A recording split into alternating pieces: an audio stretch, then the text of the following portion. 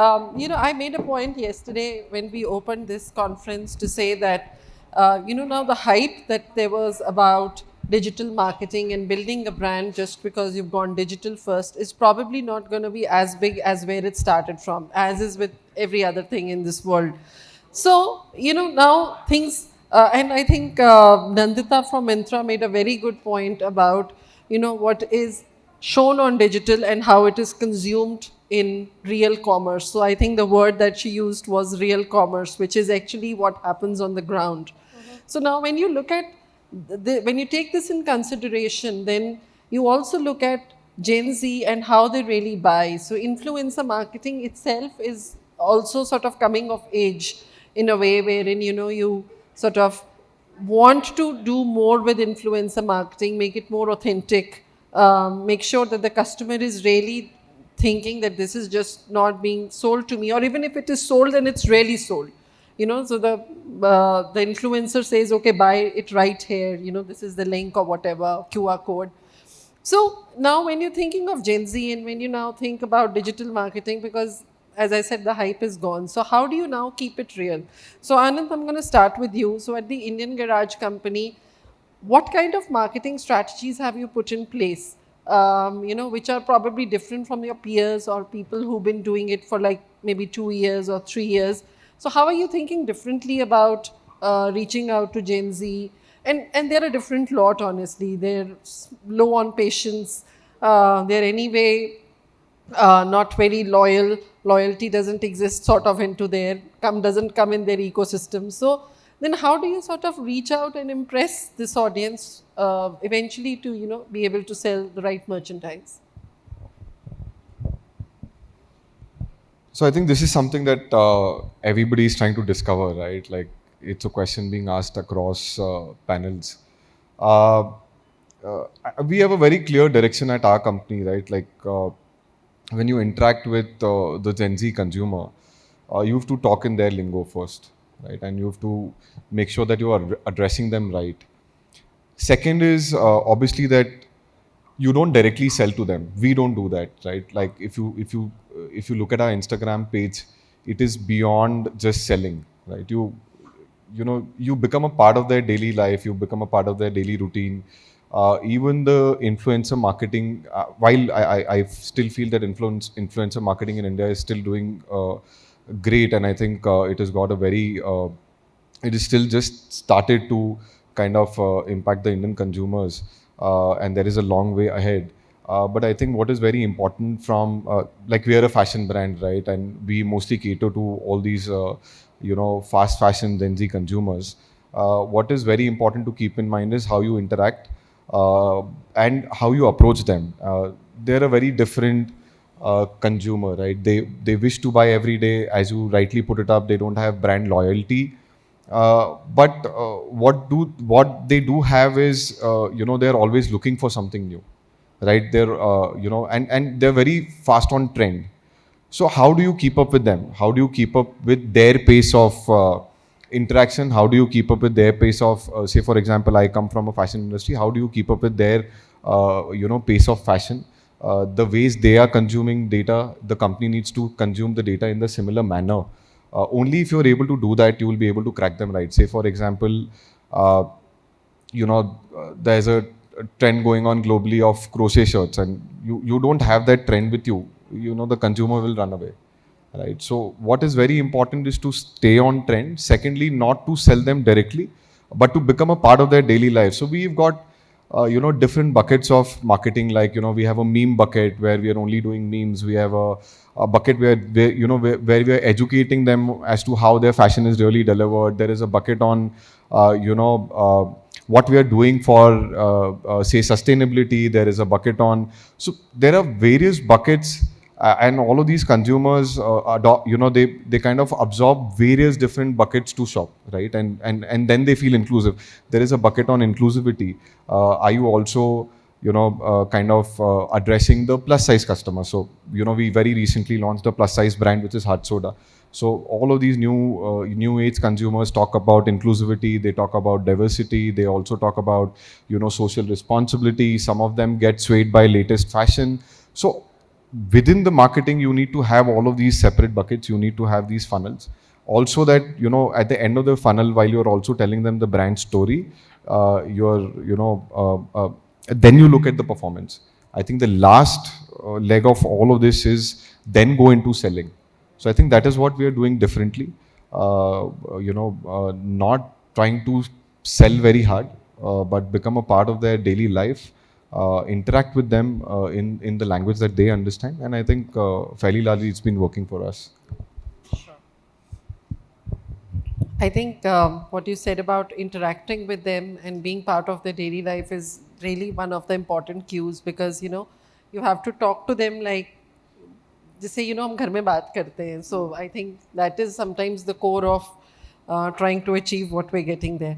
Mr. Sathish, I'm going to come to you. Now, today, of course, we understand, and in fact, Instagram is entirely built on storytelling, right? And how you sort of put your brand out there, told like a story. But now when you're doing that, and also you have a goal on Instagram marketing, which is to achieve your numbers and whatever results that you're looking to get out of it. So how do you balance this? How do you balance good storytelling and performance metrics together without diluting either one of them?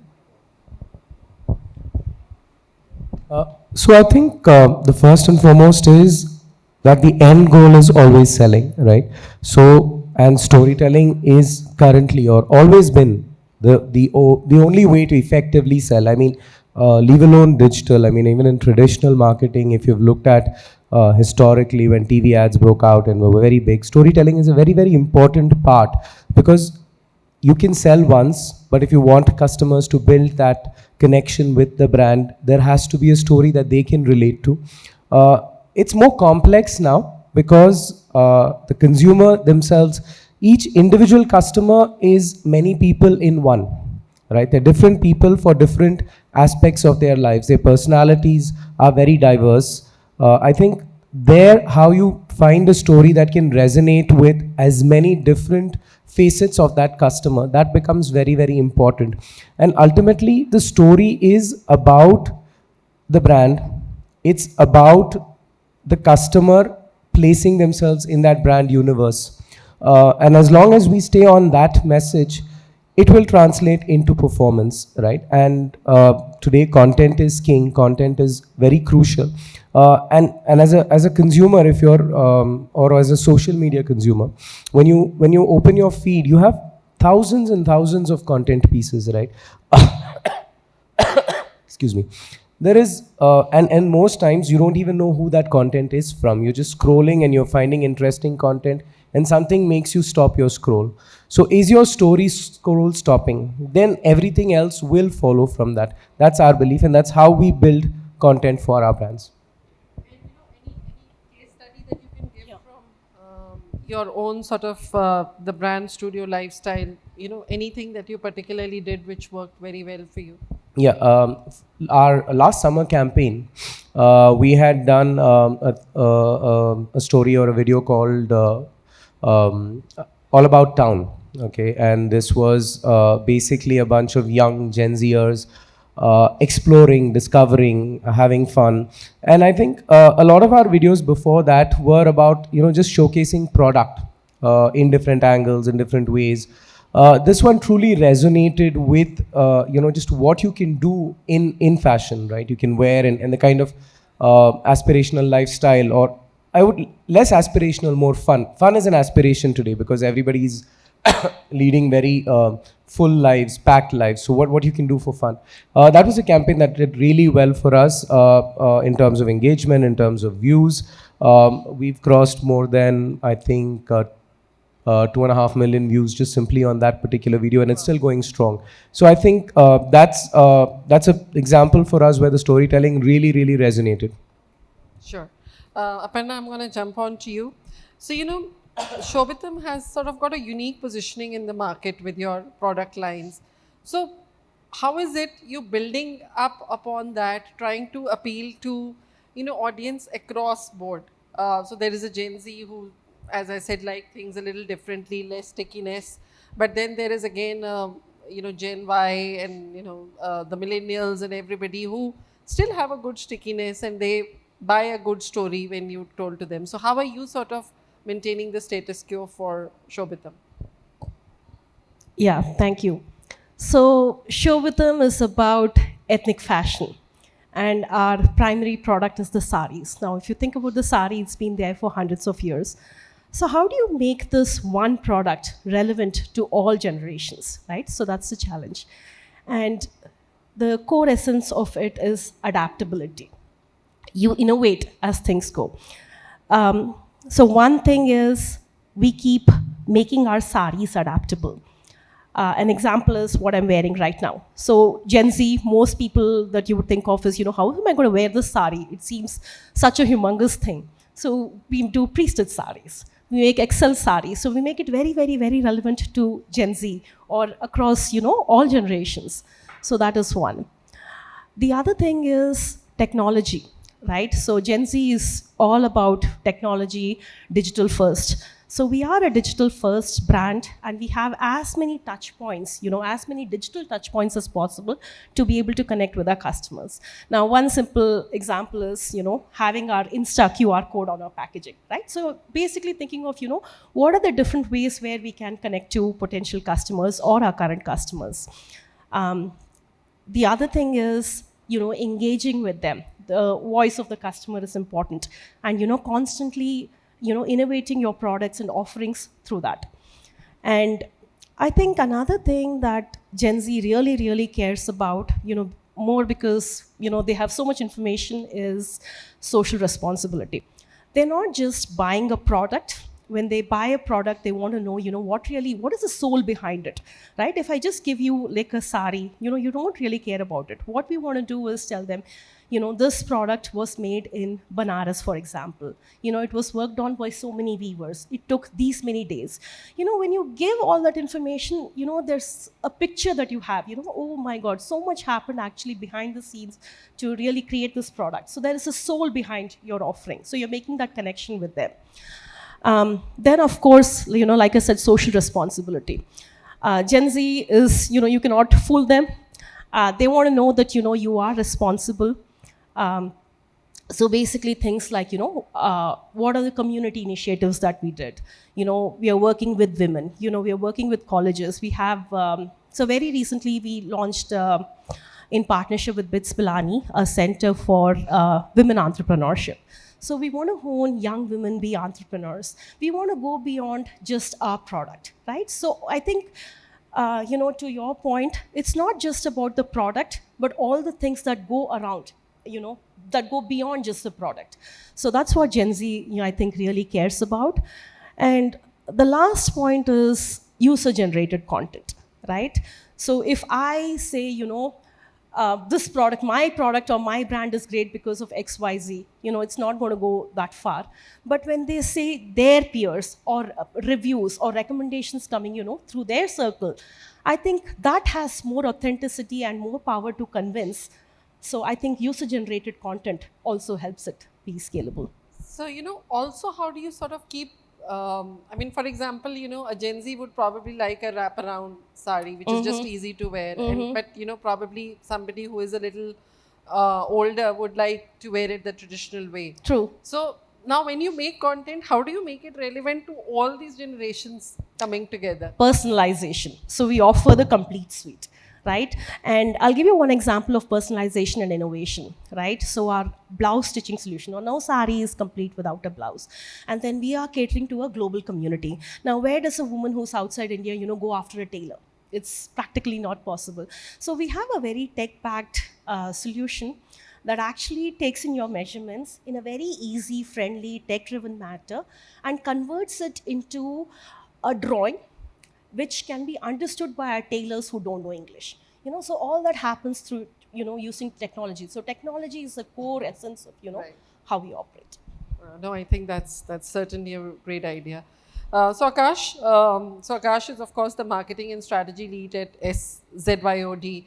So I understand that you are into B2B manufacturing, wherein you help, a lot of fashion community also to adapt their styles, and you help them to through technology and work with them to be able to provide to the customers the kind of product offerings they want. So just tell us a little more about the work you do and how you're using technology to support fashion retailers. So, briefly touching upon what ZYOD does.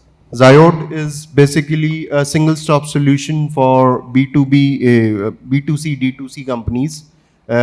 So we help them in their entire journey, basically from their designing phase to their production phase. So, speaking about technology, since the lines are really blurring between B2C and B2B, now you have to identify how you can reach out to your end consumer.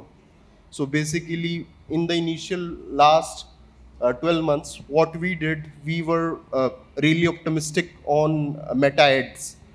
But during the journey, we found out that, hey, this is not the right way. And post that, we are into agent-based sales now. Basically, we reach out to different agent who can find connects in different companies, and then we try to do the sales. And speaking about technology, we have tried to, conventionally speaking, manufacturing industry was not very transparent.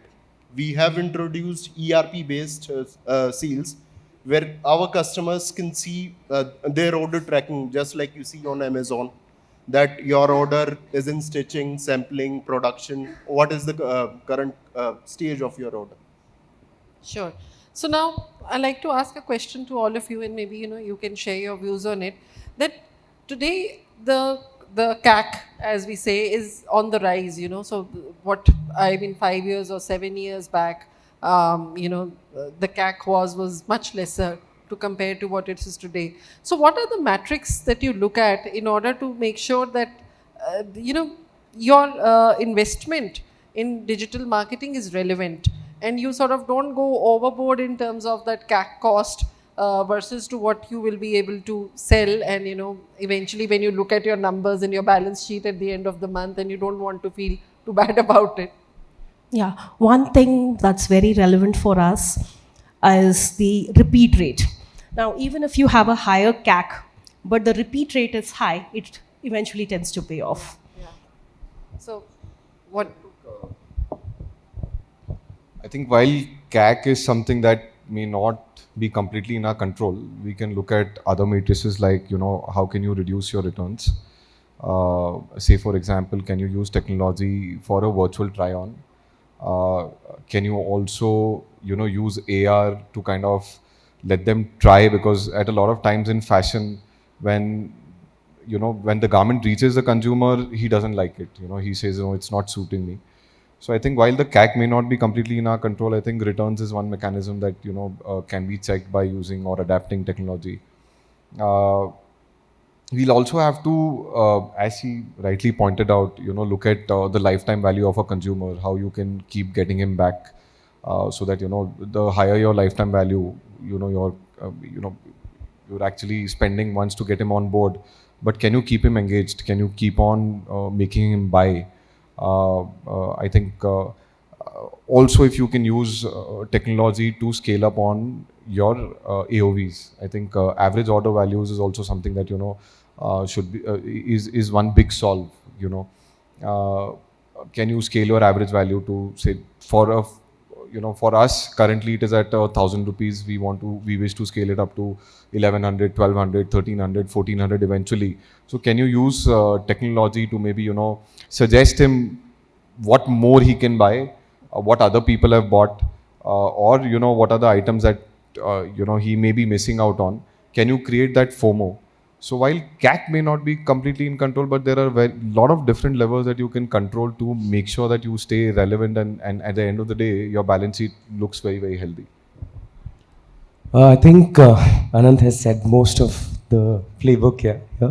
However, I think what is very, very important here is really how once you've acquired a customer or you've reached out to a customer,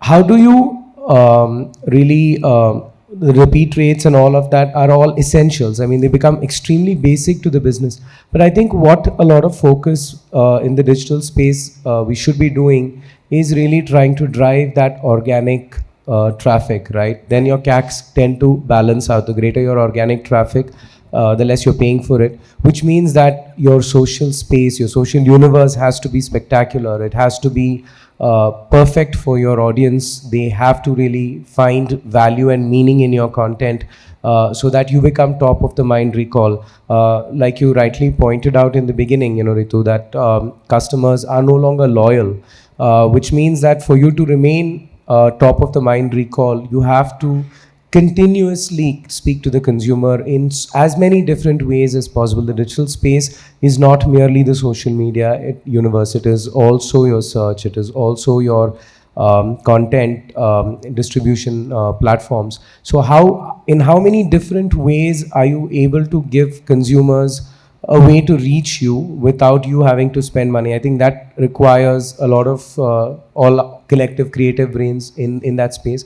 But I think the solve for this is organic, because the CAC will continue to increase given that the competition in the D2C space is heating up. And today, I mean, as a D2C brand, I don't only face competition, or cost of customer acquisition doesn't only come from the competition doesn't come from other D2C brands. If there's an IPL happening, if there is the elections happening, my cost of reaching out to my audience is extremely high, right? So it's the entire digital space that influences, and as more and more consumers spend their entire lives in the digital space, and they are digital first consumers, which is especially true of Gen Z and Gen Alpha, we will always be fighting for mind share and social share from multiple businesses, which is why building that organic community is the most crucial thing to reducing CAC.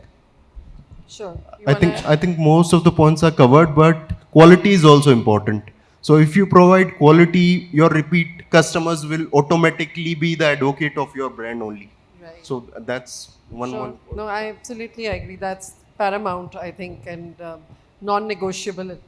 Come to think of it, so So anyway, marketing is a cost for a digital brand, which they cannot sort of, businesses typically, they would always look at cutting wherever costs can happen. I think we all do it probably at the end of the month to see that, yahan kam kar sakte hain, yahan kam kar sakte. So marketing is not something you can sort of really reduce when you're a digital brand. So how else do you offset costs? I mean, how do you, for example, reduce your returns so that there are less, that cost at least you can save? So how do you sort of try to offset it from other areas? I think if you look at D2C as a whole, right, there is your majority of your cost is marketing. The second highest cost is logistics, and my team members are here. One of them was I kept pushing him to make a balance sheet, and understand how you can reduce cost. And because it was not able to sit in a certain percentage of gross margin and EBITDA, and he kept looking at how to achieve it, and he's here right now. So he came back to me and said, we are shipping through air, right? That's a big cost, but why can't we get it back through surface? Because we don't need that immediately, right? So we don't need that inventory back immediately. It can come back in, say, 6 or 7 days to us, and that makes sense, right? Because return in fashion is obviously a very big cost. Our logistics costs, today for us at least, it is at about 15-18%. I think a lot of brands have been able to optimize that to about 12-13%, right? Also, how do you look at blocking pin codes which are, sending you back higher returns? I think these are two major costs actually, right? Apart from performance marketing, the other major cost is logistics. I think these two costs, they're not very heavy, right? Like your other costs. So I think apart from marketing, if you have to optimize somewhere, it has to be your logistics. On logistics, it's not only the cost of logistics, but also how can you, scale down your returns, which I spoke about before, virtual try-ons, AR, there's a very innovative measure where you are saying, okay, don't return it, I'll give you additional 5%, keep it, because the cost of returning is way higher than giving that 5% extra. I think उसको छोड़ के cost ही बहुत minimal side पे है. All of the other costs are very very meek to discuss. So I think would you like to add? Yeah. I think for any business, be it digital, non-digital, efficiency is critical, right? Whether it's your performance marketing, are you able to get, first of all, how efficient is your performance marketing? Is your ROAS that number that really works for your business? So I think a lot of, if your effort is 100, out of 100, at least 50% of your effort needs to go into making your marketing more efficient. That will overall bring down the pressure on the business. And of course, then, like Anant said, logistics is a very, very large cost. But I'll tell you a problem we just encountered yesterday. We discovered this very interesting problem. So one of the known ways or the most common ways to reduce RTOs, which is the bane of D2C industry, is really blocking notorious pin codes where you have a high level of RTOs. But considering that over a period of time you keep blocking, yesterday we discovered that we have blocked almost 40% of serviceable pin codes in the country for COD. Right now, that's a massive number. It has reflected fantastically on my returns. My RTO rates are extremely low. A lot of hard effort there. However, it also means that a lot of customers who want to try the brand, who have not yet built trust with the brand, don't have the opportunity to try out your brand. So there is that appetite of risk that you have to build into it. How much of it? So logistics cost we cannot brutally cut down. But again, tech will help us. A lot of automations will help us. I see that today, the harder you negotiate, because there is a lot of competition, again, even in the logistics space. Earlier, there were one or two good players. Now, I think as entrepreneurs, we need to drive those negotiations hard for logistics cost. We, like he said, think innovatively in terms of whether returns need to be airshipped at all. Also, how do you build in fraud detection mechanisms? Because even if you do have returns, are you getting the right returns? Are you getting wrong returns of products which are never yours, or abused products? How are you able to control those? And how effectively do you have a back-end team that is lean, right? D2C businesses have to be agile, which means the teams have to be very lean. Your customer care, I think, and that's a good thing that's happening today, is that a lot of chat automation is happening, which can reduce the volume of customer care. We've seen that happen within our own organization, that the call volumes have dropped the moment we've had chat automation, because most of the queries are very standardized. Where's my order? When will I get it? Has it been dispatched? How do I return? So it doesn't require you to have large customer service teams the moment you put in automation in returns, in dealing with customer queries. Automation can also help you in, assigning your merchandise to dark warehouses. Can you use tech to figure out how can you move your merchandise closer to your customers' locations so that you can ship at lower costs to the customer, reduce the RTOs, transit time, courier costs. So you'll have to look at the business in so many different, every segment is important, but as a marketer myself, I would say that building performance marketing efficiency takes off a lot of pressure on the other parts of the business. Totally. I agree with you completely on that. Yeah. So we spoke about marketing, we spoke about logistics. Yeah, they are big buckets of expenses. Another very, very big, expense in fashion is COGS, cost of goods, right? Yeah, that's what I was going to say. Nobody's pointed that out. There's a production cost too. Cost of goods. Now, especially in our sector, where we're talking about saris, handmade saris, silk saris, very, very expensive. Not only are they expensive, but they also take time, right? So having a very, very smart system. Now, another thing that very, uniquely differentiates us is we have almost 3,000 unique SKUs, where 80% of the selection is one of a kind. It does not get repeated. And 20% of the SKUs are bestsellers. Now, how do you have this system that one talks to our weavers who are sitting in, very, very remote locations across India, and then managing this entire supply chain in a very, very smart manner. So we have our own proprietary solution called Right Track that we built in-house. So what it does is, it basically connects with each one of our weavers who are spread across the length and breadth of India. And, whenever our best sellers are low in stock, it automatically, depending on the production time, it sends them alert, depending on how fast it moves, where it is, in its life cycle, all that. So a lot of smart, decision-making attributes are fed into the system, and that entire supply chain is managed. So I think having a technology-driven solution to manage your inventory is also very fundamental. I think inventory is the game. Basically, I think COVID teached us all that you have to be very lean on inventory. Firstly, you can do it twofold.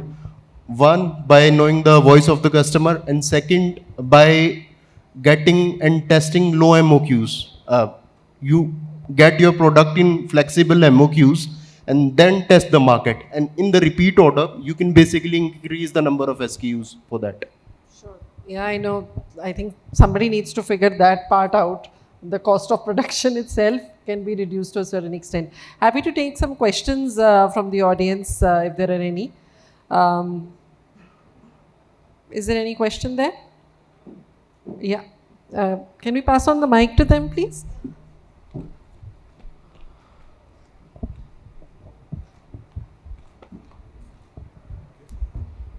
Hello, good evening. Ma'am, my question is to you. So, saris, as Gen Zs, just wanted to know, what is the sort of consumption in Gen Zs for saris, and where is your consumption sort of coming from? Tier 1, Tier 2? Yeah, I think that's the most obvious question. Gen Z, are they really interested in saris? Now, our brand Shobitam basically caters to people who are primarily international. So 95% of our consumers are outside of India. Now, one thing that we see across the board is when people are outside India, and especially Gen Z, I think they really care about being connected to the roots. And what you wear is your cultural identity. It helps you connect to it. So there is this sense of wanting to be interested in ethnic wear like saris, like anarkalis, and so on. So definitely yes, there is interest, and we make it adaptable. So we change, we innovate. Like I said, we have this 1-minute Insta sari. So that is very, very appealing. So they have an interest for something, at the same time they find it very daunting, and we bridge the gap by innovating.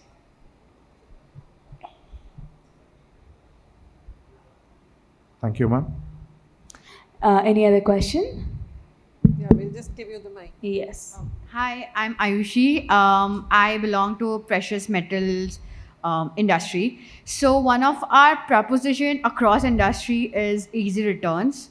So with D2C being one of the biggest challenges is RTO. How do you manage that? Because across all the competitors, on their landing page, the first thing you see is easy returns, because it's very difficult for a customer to trust buying gold and precious metal online. So how do you navigate precious, high AOV items? So I think that's a feature of D2C, and as I just spoke, right, there is a lot of tech available now. If your question is towards how do you minimize returns, or are you saying how do you navigate high ASP? How do you navigate the ability to provide returns, to tell your customers that they can trust you, you are a good brand, you are able to they are able to shop with you, they are able to return if they don't like it, but also not tell them that you have to return the item? Yeah, by having good quality.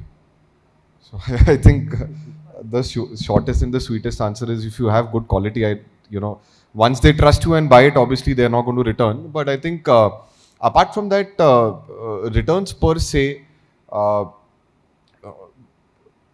are two of them. One is return to origin and one is customer return. In layman's language, one is where the product is going to the consumer and then the consumer is not accepting or willing to accept it. And the second is consumer is receiving the product, opening the parcel, and then he's not liking the quality and sending it back. So one obviously, in my experience, I think partnering the right courier partner first is very, very important. It's you should have the best guys in the place, even if they're say 10 rupees expensive than the rest. Second is there is a lot of tech available for you to now filter your consumer and say, do you want to?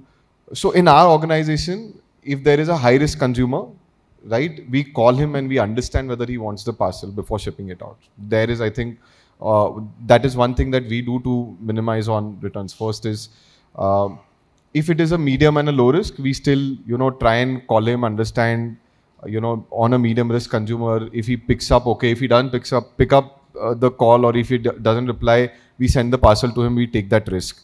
Again, Sathish also spoke about blocking pin codes, right? Like pin codes that are notorious, that for sure, they have an history of kind of returning. I think you can stop them.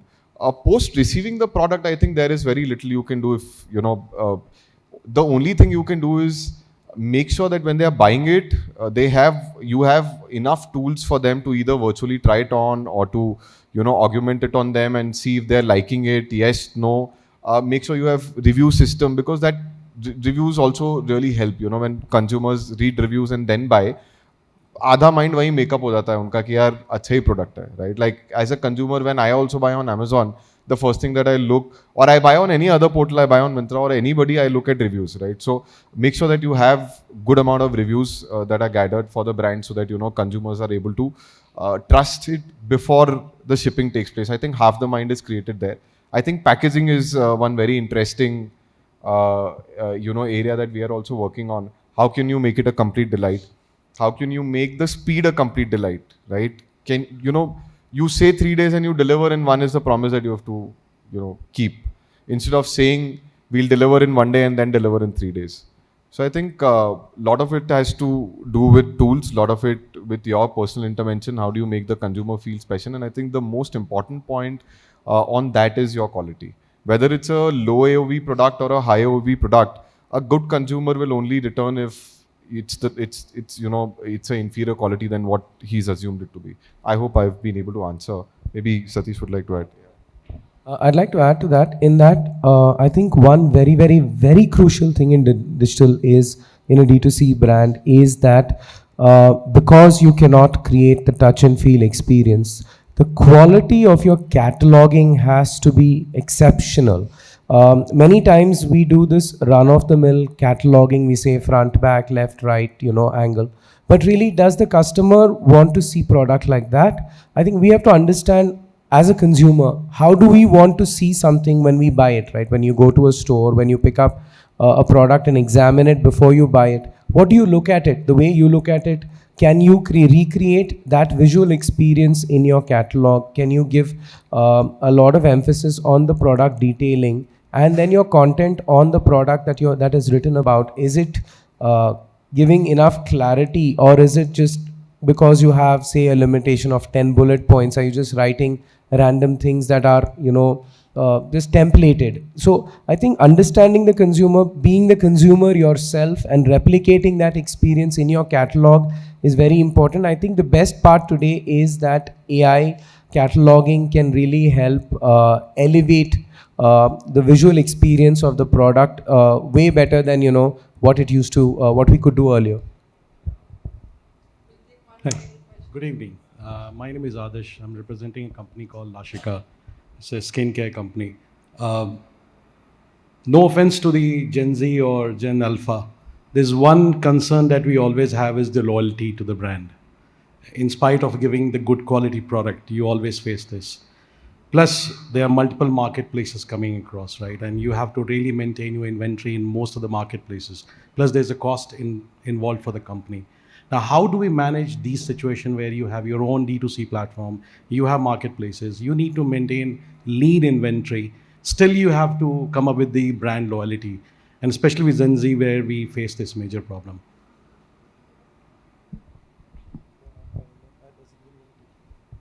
I think loyalty works both ways. How loyal are we to our customers and how loyal? So I think if your customers are if you are relevant to your customers, you build loyalty. Customers no longer want to buy you because you're a brand name.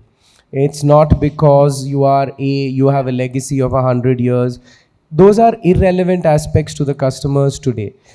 Just because they bought from you yesterday, it was a great product, it served their need, doesn't mean they will want to come back to you. It is really how relevant your offering is each and every single time to the customer. And the point about you being available on D2C and multiple marketplaces, the customer is the same. A customer who's opting to shop digitally, whether from your D2C or from marketplaces, their needs and aspirations are the same. So how you reach out to them is definitely going to be through the product is going to be the same. How you build that loyalty is by staying relevant. Now let us say, I'll give you an example in fashion, right?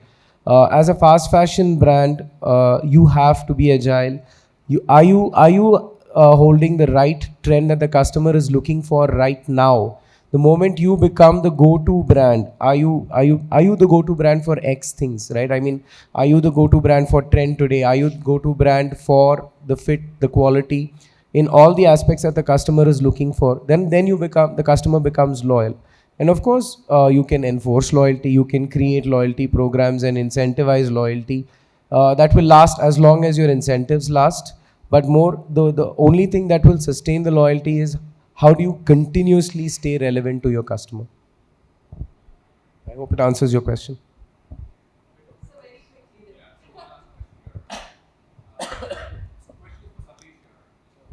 So you mind switching on your mic, please? Just push it up and it'll get switched on. Hello. Thank you. So Sathish, I think you guys talked about 3 buckets, right? Performance marketing, COGS, and logistics. And I'm totally with you. I think the big dog is definitely performance marketing. And in my experience, it feels like, I don't know who's winning, but definitely Meta and Google is winning, right?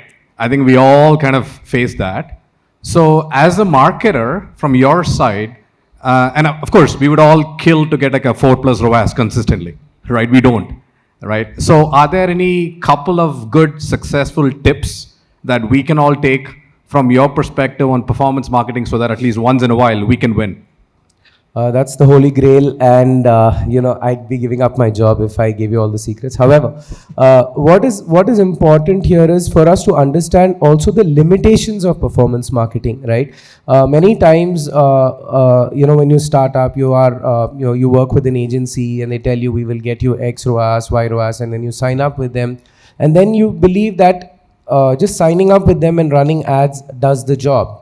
But what does it actually do? What do you want to do? I mean, if you break it down into objectives, performance marketing is about getting the right and relevant consumer to your website at the lowest cost. Beyond that, everything that happens is what happens on your website. The moment of truth happens on your website. It's not really a function of performance marketing, really. The performance marketing is choosing your right audience, making sure that what content or approach it as an advertiser, right? Approach it as, if you go back to the great glory days of TV advertising, I'm a huge fan of 90s TV advertising because the content was amazing. Even though we had a limited market, we were a limited market, there were limited brands. How many top agencies approached the ads was amazing. The way they connected to you, the way, I'll give you an example. I don't know how many of you belong to that generation or are fans of nostalgia, but there was a Dhara oil ad about a kid, wanting to run away from home, and then they make jalebis and bring him back from the station. It's a very cute ad, very touching ad, very beautiful ad. It creates curiosity. What is that oil? What is that? Placing that in the context of a story. So even your ads have to really communicate hard. Many times what we all do is we plaster a catalog of products and say we expect people to click on it. But why will they click on it unless there is meaning, there is value in that? Because also the platforms themselves, other than Google, which is a very intent-based platform, which takes smaller percentage of your ad spends, Meta takes a larger percentage of your ad spends, Meta is a very discovery-led platform. It's a very impulse-led platform. And I've said this at many forums before. The point where the customer's intent meets your placement in their feed is where the magic will happen, right? When they want something, and are you there at that point of time? So that's really the tricky part, getting that right, which is why your audience selection and how wide you cast your net and how cost effective these audiences are in terms of CPMs and then how, at what cost are they clicking on your ads, make the most impact in your performance marketing. Because I'm believing that, you know, if you're running a website, you will make sure that your site is fast enough, your navigation is intuitive, your ease of transaction is frictionless. All of that you'll take care of. When that is done, just getting the right targeted consumer at the right price is what you should really work your performance marketing on, no matter what the agencies are going to tell you. Thank you.